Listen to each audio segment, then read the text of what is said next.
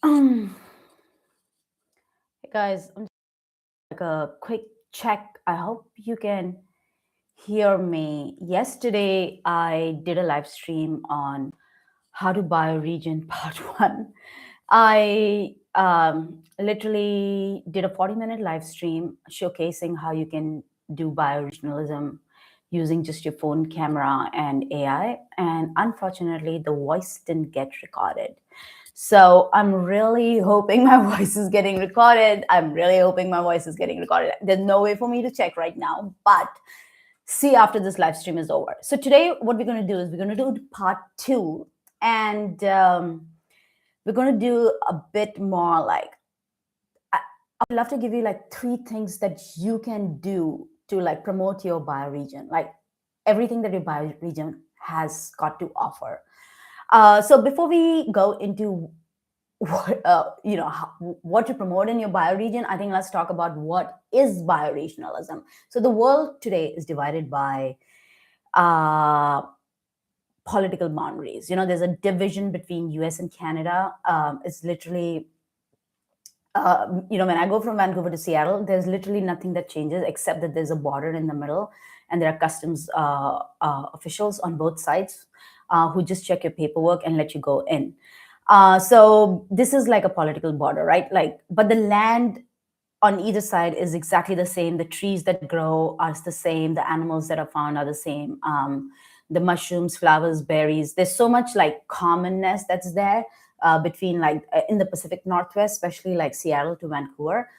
And it's a bioregion. It's part of a bioregion called Cascadia. But because it's divided by, the land border is like US and Canada, that's like that's how we've divided our world currently. So there's a new notion that we need to look at our world differently. We need to look at our world through bioregion lens, because when you belong to a certain bioregion, there are certain things that are common about your bioregion, no matter if you're divided by like some boundaries, some imaginary boundaries.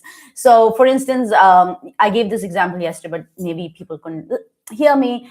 There's this really rich farming community or a town in British Columbia called Abbotsford, and I've driven alongside the farms, and it's so surreal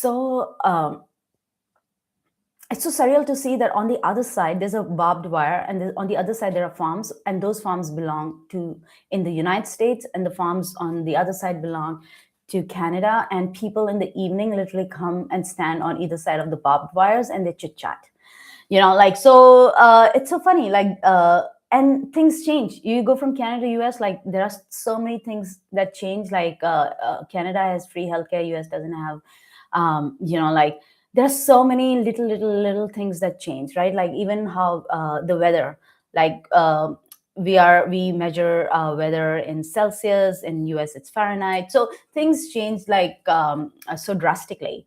But what they're trying to say is that we need to look at the world differently, and we need to look at the world from the bioregion lens. So first thing, before today, I'm going to show you very quickly how I've been using my phone to basically explore my bioregion, and then we're going to do like 3 fun activities that you can go and do it for your bioregion. I think that's is what I want to do today. So okay, so yesterday I was all day out exploring my bioregion, specifically Stanley Park in Vancouver, which is it's a beautiful rainforest, and in the springtime, it is the most magical. I mean, it's a magical place to be at any point of time across the year. Even in the winter, we get snow for like 2 days maybe, and it's the most beautiful winter wonderland to like just walk through. And I've done that as well. So but in the spring, it's a different kind of beauty. It's more like colorful. So I was there yesterday whole day exploring Stanley Park, and I've collected like a lot of pictures that we're going to use to create a poster, a beautiful poster. We can use it to create poetry. We can use it to create like a song. Let's see how it goes. But before that, let me just give you just 2 very quick examples of how I've been using my phone camera to explore my bioregion, which is Cascadia, and I'm in the Pacific Northwest. We share similarities with Seattle, which is in the United States. So let me quickly show you two examples of. I want to show you. I want to show you Grok. So, because Grok expert model. So, Grok is XAI's chatbot, and I use it quite a bit because I find Grok to be the most fun buddy to be outdoors with, because it's very human like. It's not it is a very intelligent system, but the way it communicates to you is in a very human like fashion, which I love about Grok. So this is my work. I was showing this yesterday, and I'm going to just do a quick check to see that you can see this. Okay, so this is like a beautiful flower that dropped whole from the tree. It's so beautiful. It's so pretty. I really wanted to take it home, but there's some insect right here that was nicely, happily enjoying the flower. So I didn't take it home. But the thing is, it fell like whole. And when you go to Stanley Park and there are certain trees, these flowers literally fall whole, and they're so pretty. So I had recently learned about something that when you use like Grok chat, and like when you go to chat and say you use this is set on auto, but there are different models you can select. If you select expert, now Grok is using something really cool these days, which is the new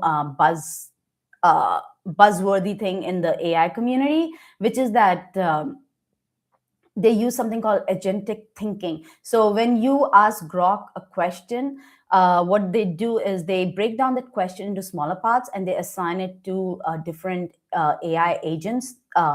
Think of those AI agents as like each one of them have been given a micro task, and they have to like take that, do their own research, analyze, and come back and report back to Grok and say, this is what we found out, this is what we found out. And Grok assimilates all that information and publishes it. This is called context management.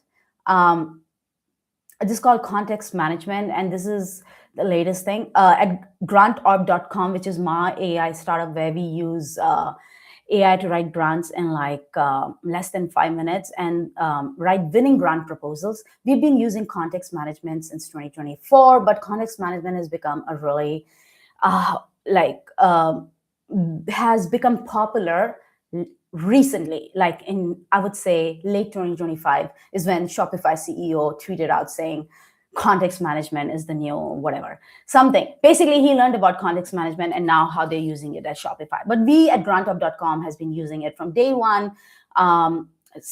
And this is the latest research in context management. So this is to prevent any kind of really manage the context well. I won't go into the details, but as soon as I learned about context management, okay, where did my thing go?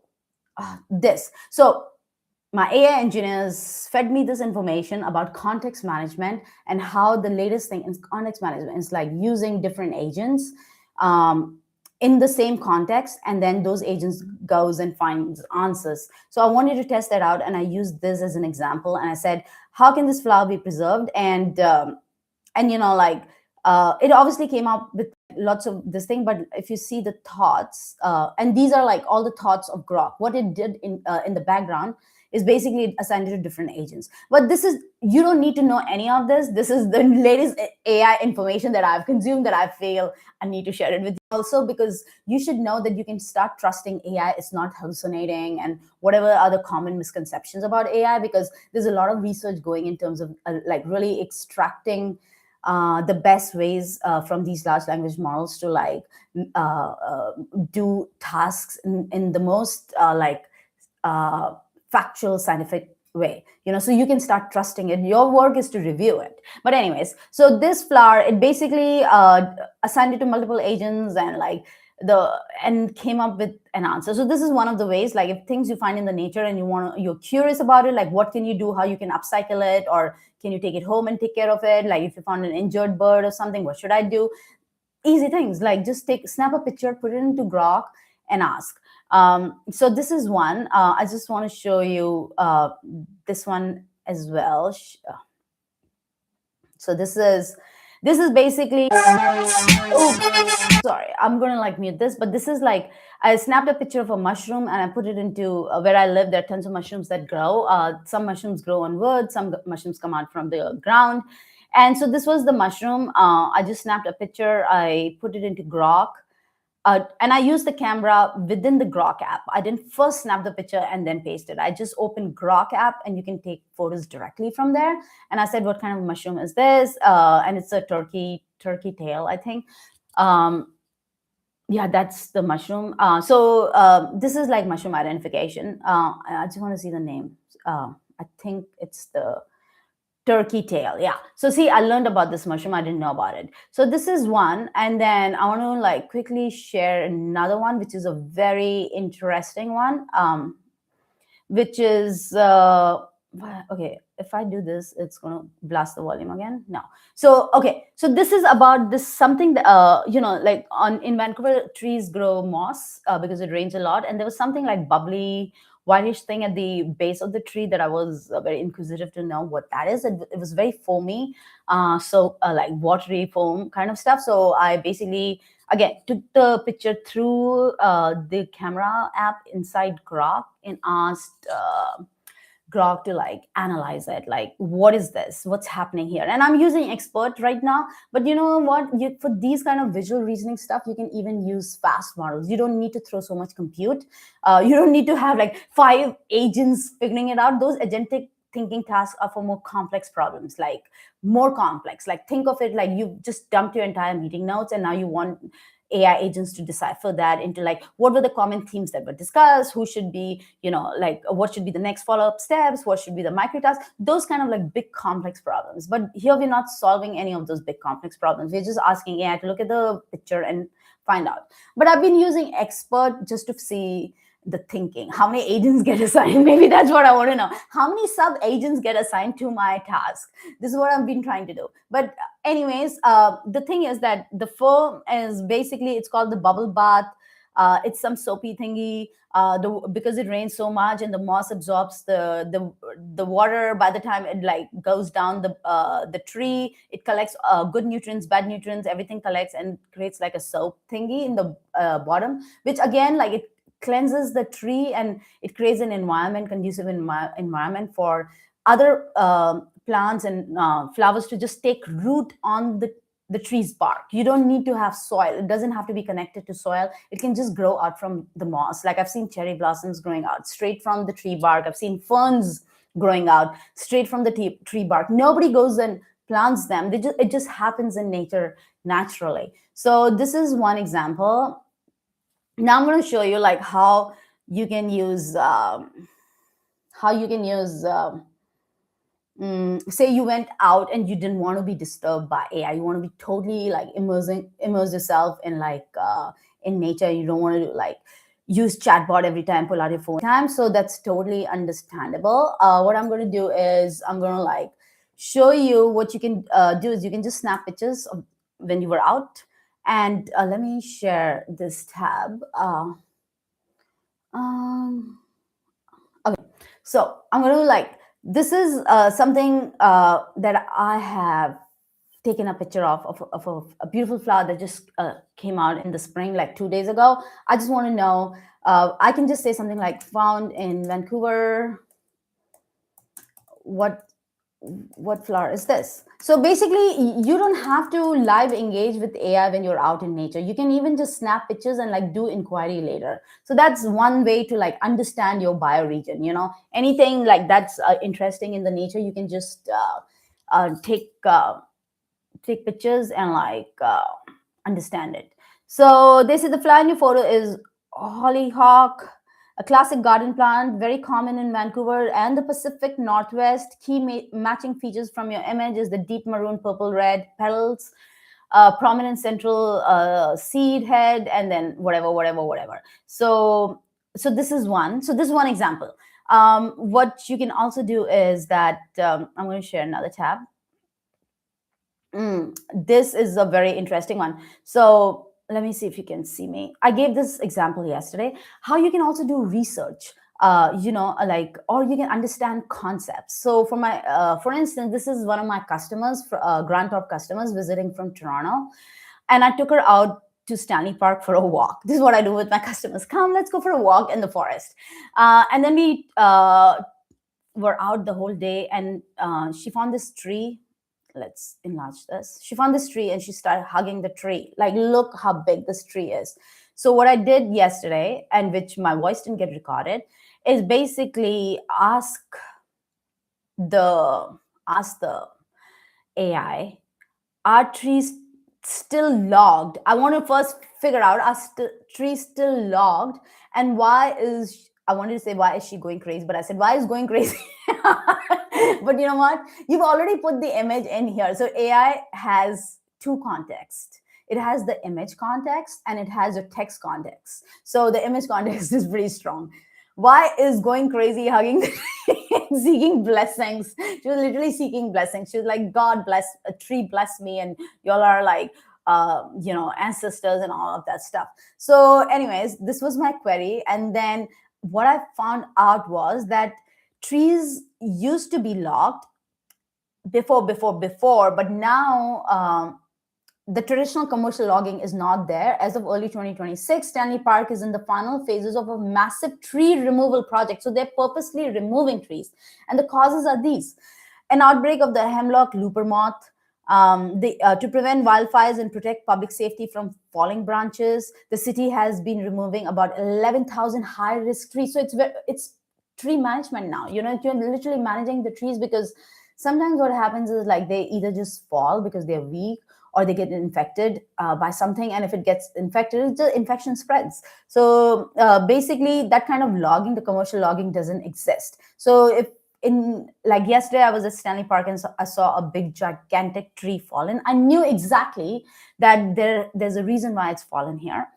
But if it was like a climate activist who's not informed, would probably snap a picture, put it out on Snapchat or like a TikTok and say, guys, see what's happening in Stanley Park, the trees are being logged. No. And this would have been a totally untrue thing. And she might have just launched a campaign on Kickstarter to fundraise, or like whatever, Indiegogo, and like go get money. Like, this is what happens. People launch things without research. Now AI gives us this super capability of researching stuff. Instead of, before you launch anything, before you start asking money for any of your cause, research it.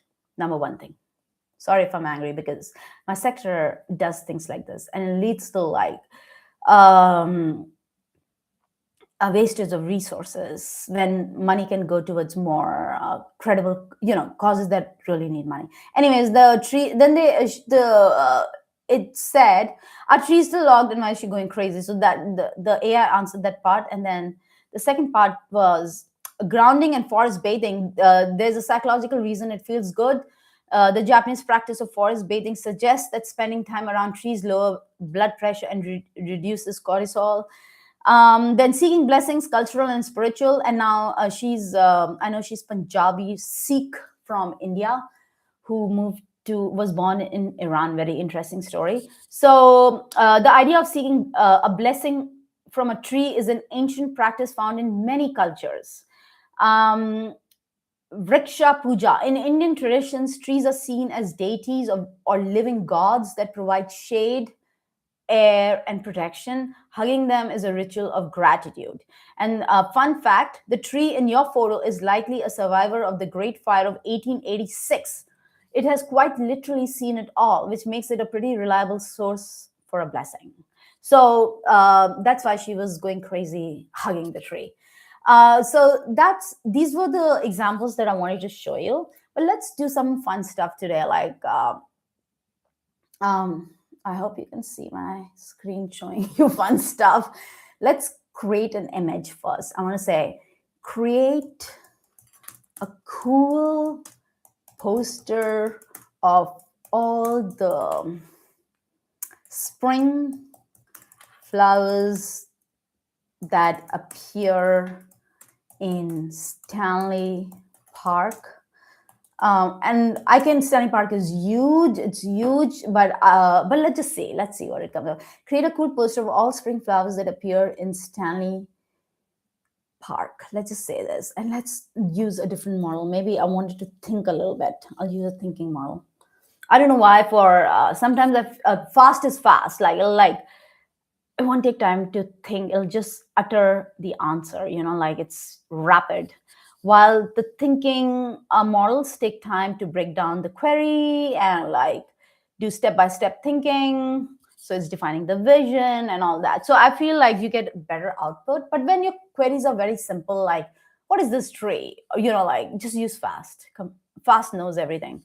It's just that when you have more complex problems, okay, beautiful. Oh my gosh, like, this is amazing. This, okay. Spring flowers, Stanley Park, Vancouver. And I can say, could you just, I'm so obsessed with rhododendrons. I can say, can you just make a cool poster? And I'm going to say, make a cool poster of rhodo will understand my context even if my spelling. Dendrons found at the rhododendron park in Stanley Park. Make a cool poster of variety of rhododendrons.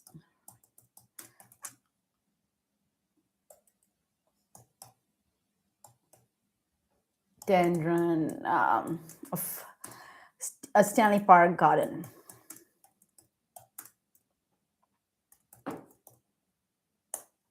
Now imagine, like, if I had to sit and draw this. Firstly, I don't even know how to draw. Secondly, okay, I'm very good at making petals. I can really make petals. This is something I've practiced, but like, I couldn't have like put it all and like presented it in a digital format. So this is really good. It's designing the layout. Okay. Defining the scope, locating the garden. Okay, I've pinpointed the location as the Ted and Mary Greg rhododendron garden near the Stanley Park. Pitch and putt, yes, not just a general park location. I'm focusing on that. Say, defining the subject, verifying image. Oops. Oh my gosh, look, this is what I want to understand. Like, I will be going back to understand and like now like verify, like, have I seen this, have I seen this kind. So there are different kinds of varieties, and the magnolia is also growing, the cherry blossoms also growing, so you can go as deep as you want. So this is one way. I would highly suggest that you go back in your or you are already in your bioregion, you don't have to go back to your bioregion, but like, go outside, get outside and find something interesting. Or say you're go to a park, if you have a park, or go to like, what are the things found in my city, or what are the things found in my bioregion. Make a cool poster, make a cool poster of 10 unique things found in my bioregion and name the bioregion. Okay, so let's see what you get, and maybe share it back on whichever social media you are on. So that's one. Now let's create music. Create music. Okay, for that I need to do a quick side discussion with Grok, which I'm going to be if you want, you can see it happening here. Share this tab instead. Let me see if you can see my side discussion. I'm going to say, I want to make a song using AI. Suno, I will define it, which AI I'm using. AI Suno on spring, inspired by on spring in Vancouver. I can be that specific if I want to. Inspired by Fred again, London song. Gimme just a chorus. Let's just make a short song. But for the spring. So you can like reference an artist. So, okay.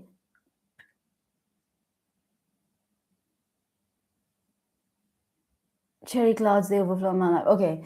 I'm alive in the glow spring in van, don't let me go. You can loop repeat the pink. Okay, cool. Give me instructions, give me music, reference. And I can mix styles too. Reference instructions for Suno. See, I'm not doing any thinking. All I'm doing is chatting with AI. For Suno, I want to mix the London style with electro, hypnotic, London Fred again. Mix the London Fred again style with hypnotic, electronic. don't know what I'm going to be creating. Electronic music. So now Grok is very good at. Here's a ready to use. See, ready to use Suno AI prompt. Tips for best, and I'm not going to even look at the tips. Copy paste this directly into Suno. See, this is so good. Now I will show you Suno. So let's share this tab instead. We're going to create a song live. So we've got the lyrics, we've got and see, if it doesn't come out well, if you don't like it, you can always, now I want to see what you're saying. Okay. You can always recreate. That's the best part. It takes seconds. So I'm going to just put the style reference here. I'm not even reading it. I wish I read it. Okay, let me. Energetic yet hypnotic electronic house Fred again style with chopped intimate vocal samples, emotional spoken words. Okay, it sounds all good. Okay, sounds good. I'm not even checking right now because I want to quickly show you after this month. Actually, I've already shown you 3 things that we can do. I'm thinking what else. Okay, anyways, let's complete this first. So this is that, and now where are the lyrics? Okay, these are the lyrics. You can say loop repeat. I have to say pink rain falling slow. Okay, I want to actually put that part as well because so these are the lyrics, and then I want to say loop repeat the pink rain falling slow hook. I'll just say this. I don't know. Maybe I'm giving it too much instruction. Maybe it's going to get confused. You just don't know what's going to come out. So the whole thing is that you've got to do it first, listen to it, and then let's create. So this is, we're creating live. I hope you can see. I hope you can see uh, that we're creating live a song, AI song. Oh, you know what? Okay, see, I'll just say, I know what the problem was. You can't mention. With chopped intimate, I will now say create.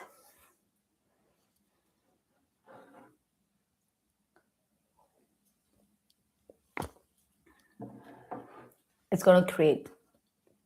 It creates 2 tracks. You can listen to both. Oh my gosh, I hope it's not cringe. Okay, let's just hope it's not cringe. But if it is, then you can come back and create. Uh, iterate on it. I would say iterate by like narrowing down on like maybe making this shorter because sometimes you don't know how much context these platforms like song creation platforms can take. Like for instance, I know like they say for Midjourney keep a prompt short, for Gemini put it as JSON. Like there are different like tactics you have to use sometimes, and it all comes through practice and then learning from each other, you know, like what's working. Some people share their process. Okay, this is working for me, this is not working. Or what I figured out is that Midjourney shorter prompts are better, Suno maybe more extended prompts are better, so we don't know. So it's created something or not? Like, can we listen to it?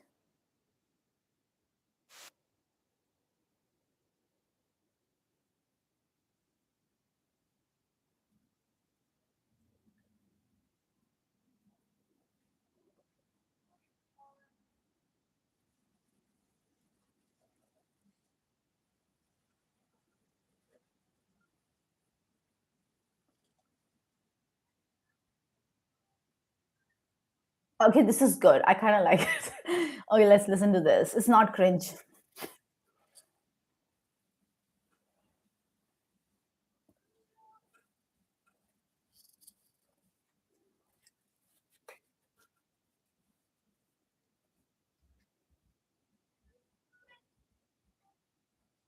Okay, maybe you like it. You have to listen to it fully. I kind of like this. It's more elect.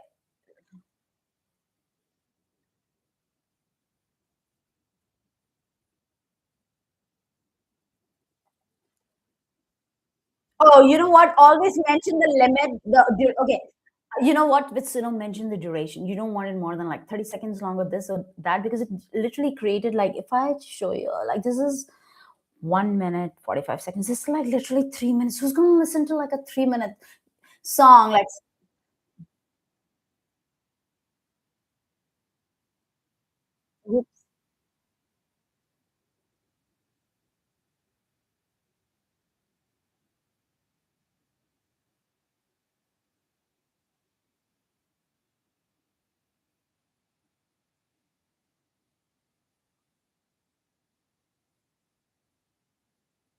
This is good. This one is good.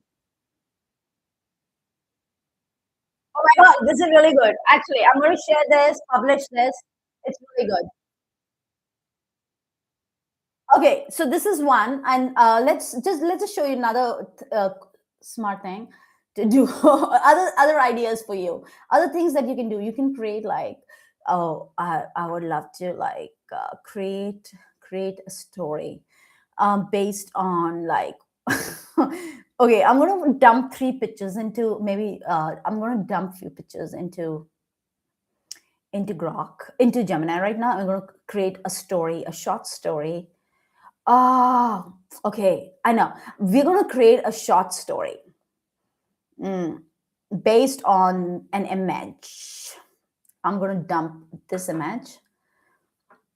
I'll share this tab instead. Okay. So I'm going to dump maybe three images. I'm dumping images right now. So, um,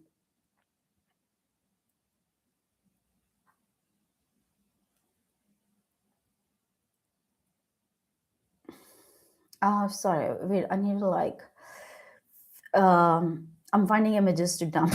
That's what I'm doing right now. If you're wondering what's happening, I'm finding images to dump, and I want to dump three images, copy image. So just that it has more, like these are things you can just do with visuals. You're going to write like an entire story right now.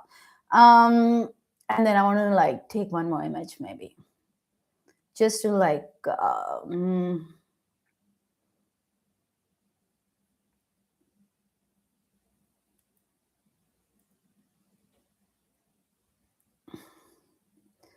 I'll take this image.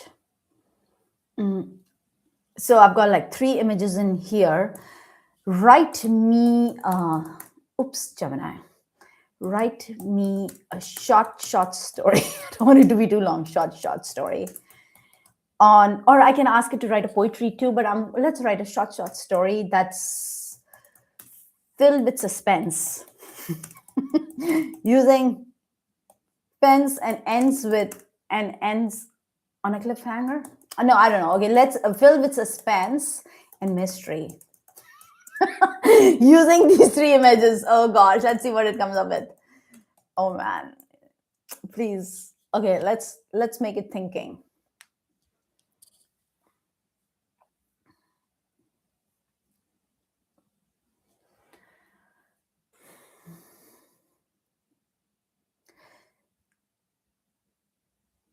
Oh, the blue frame of this cycle was the first thing Elena saw. A bruise against the soft green of the ferns. It was twisted on the path, the front wheel motionless a few feet away. The white helmet sat like a hollow skull in the dirt. Okay.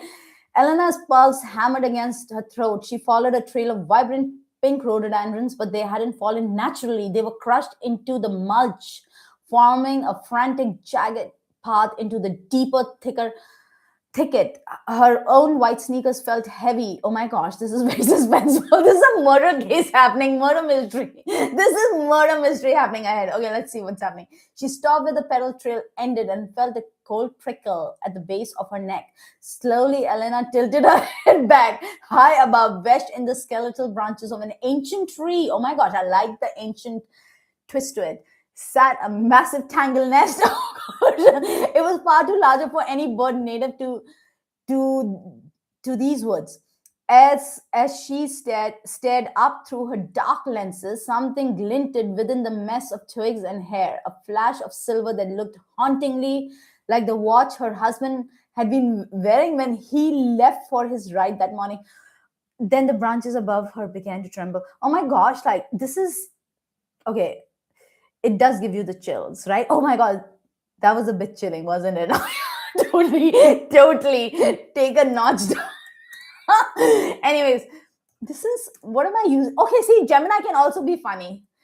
It's not always Grok that's funny. Totally take a notch down.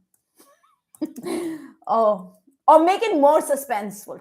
Totally make it more chilling. Horror stories for kids. Anyways, guys, while this is happening, I want to show you something, one last thing, because I think this is really, really good. When I first moved to Vancouver and I took tennis lessons, there are tennis courts right here. I can show, let's put this image. In the spring in 2021, when I took tennis lessons here, let's start a new chat.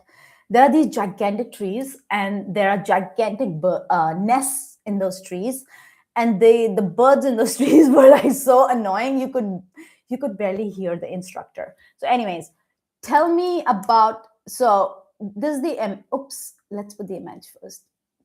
And let's see if you can see this. Okay. Now, wow, where is Gemini? Tell me about the birds and the nests over on these trees. I'm going to give location to make it like really help AI focus, and also it helps prevent any kind of hallucinations because you are giving very specific instructions or specific locations to AI. Tell me about the birds and the nest on these trees found around Stanley Park, found around Stanley Park tennis courts. And tennis courts in the spring. This I will use fast. This is just like I've already given the location. I've already given. Can you see these nests? Oh my god! Let me just enlarge this picture if I can right now. Like, I'm not able to. Oh, this is it. Can you see this? Like, these are the tennis courts. This is where I used to go to play tennis, and these birds were so noisy. I can't tell you, and horrifying too. Like, they're gigantic. They're gigantic. The nests are gigantic. They're always sitting there and always like. Okay, the massive nests you see in the trees above the Stanley Park tennis courts belong to a colony of the Pacific great blue herons. The specific site located near the Beach Avenue entrance is one of the North America's largest urban heron race. It is particularly famous because these herons, which usually prefer quite secluded areas, not quite in secluded, people are literally playing tennis, have adapted to the high traffic environment of downtown Vancouver. Okay, so this is called adapting. We all have to adapt. Even birds have adapted, like birds are not making nests out of twigs anymore. They collect plastic. I'm literally seeing pigeons collect plastic and fly with plastic. So their nests have everything that they find in nature today, not just like a natural stuff, even plastic. So adapting is a very any all living beings adapt, whether they are plants, animals. Even animals have learned to coexist with humans, and humans also need to adapt. And I'm going to talk about adaptation in context of AI. I know a lot of us are averse and are finding all possible excuses to not use AI, and like engage in fantasy thinking that AI is going to disappear, but AI is not disappearing. And let's stop making excuses about energy usage and ethics and hallucinations and responsible AI and whatever, hundreds of excuses we have. AI is not going anywhere. This is your technology. Use it and accelerate, and use it for good. So adapt or die. Literally, adapt or die. These people also adapted. The spring cycle, arrival and courtship. Oh my god, this is the stick ritual. Oh gosh, they're so ritualistic. If you watch closely, you might see males flying in with sticks. I did see that yesterday. You have no idea. I saw 5 of them flying with sticks, and I wanted to snap their picture, but they were so quick, I couldn't get them. So, see, they present these to the females. If the female accepts the stick and weaves it into the... Oh my gosh, I love this. Oh my god, this is... Seriously, we all men should learn from this ritual, the stick ritual. and weaves it into the next nest. The pair bond is formed. Oh, this is their courtship. The male bird has to go get the sticks and impress the female with the sticks. And if the female likes the stick that the male bird got, weaves it into the nest, the pair bond is formed. Oh my god, this is so interesting. If she doesn't like it, she'll simply toss it out of the tree. I like the attitude, actually. This is really good. Most females will begin laying their eggs, usually 2 to 5 pale blue eggs, between late Feb and early April. So we are in the middle, in the thick of their nesting time. That's why they're like so noisy over there. Fast facts. Unlike, okay, I can share this with you later. but like you can continue to ask more questions here because this is fascinating stuff. And see, I love this, the courtship and the stick ritual. This is just amazing stuff. Anyways, guys, I'm gonna like stop sharing right now. I'm gonna be out today. It's March 22nd, it's just day 2 of the spring. My spring started really well. Like I actually was invited to attend a Persian spring ceremony. They celebrate the new year on spring equinox. So it started on a very good note because we started with like prayers and like gathering people, community prayers, lots of food, lots of Persian food. Amazing. They make lentil rice with lentils. And what I learned was like there were many families and they all got their own lentil rice. There was lots of rice with lentils, but they said every family has their own recipe. So I tried three, and three were like uniquely different. So it started on a really good note because it was like people, food, community, prayers. We said lots of prayers. And the Persian, within like the Persians, there are many different types of sects, and the one that I was invited to attend was Baha'is. And they're very different. They're very spiritual people. They're very spiritual people. Like, oh my gosh, I didn't know that in Vancouver there's such a big Baha'i center. There were like so many people who were non-Baha'i. For instance, me, and I met another person from Taiwan, non-Baha'i, and many other people like from the city that are now part of the Baha'i community. And there's a big Baha'i meditation center in Vancouver that I was not aware of. But they all plugged into that, and that's why they were part in that house that day, because they're good friends with the Baha'i people now. So it's a very peaceful religion, very nice, kind to each other. Everybody very kind, very kind. I think kindness was like literally dripping out. So anyways, it's on a really great note. And then yesterday I spent the whole day at Stanley Park, and today also I'm going to be on my bike gallivanting, riding around, just looking at different things. So that's it, guys. Enjoy spring. And while you're enjoying spring, either like you can engage with AI real time and figure out things, or just snap pictures and come back home and see how many different ways you can use those images. We just used images to create a story. We used inspiration, spring inspiration to create a song, which is actually really good. I'm going to share that. And we used like 2 or 3 images to understand stuff, like understand logging, or like forest bathing as a ritual, tree hugging as a ritual, identifying flowers, identifying the nests of blue heron, and like the entire how the courtship and the stick ceremony. Oh my gosh. And what else did we do?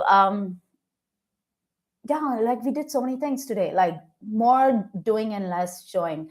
So that's it. I hope my voice got recorded this time. I'm really hoping it got recorded. So bye and enjoy spring.